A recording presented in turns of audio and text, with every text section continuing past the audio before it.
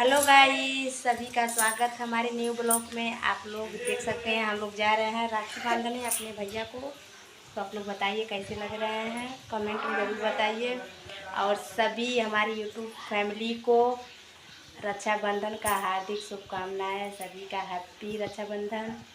और हमको बोलने नहीं आता है लेकिन फिर भी बोल रहे हैं, जहाँ गलती हो गई आप लोग प्लीज़ माफ़ कर दीजिएगा। हेलो गाइस, देखिए हमारी ननद जी हैं, राखी बांध रही हैं अपनी दीदी भाइयों को।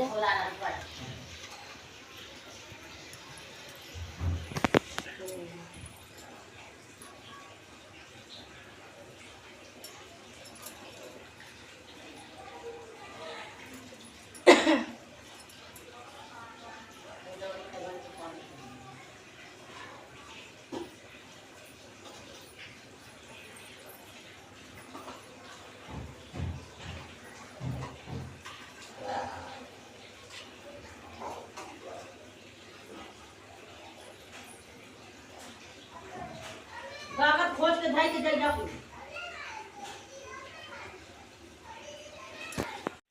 देखिए गाइस, हम लोग घर से निकल गए हैं।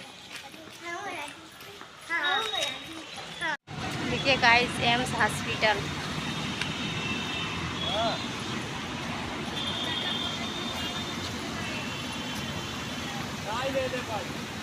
एम्स हॉस्पिटल आप लोग देख सकते हैं, दिखा रहे का चीज पैसा नहीं ले ले भाई घर ही पर।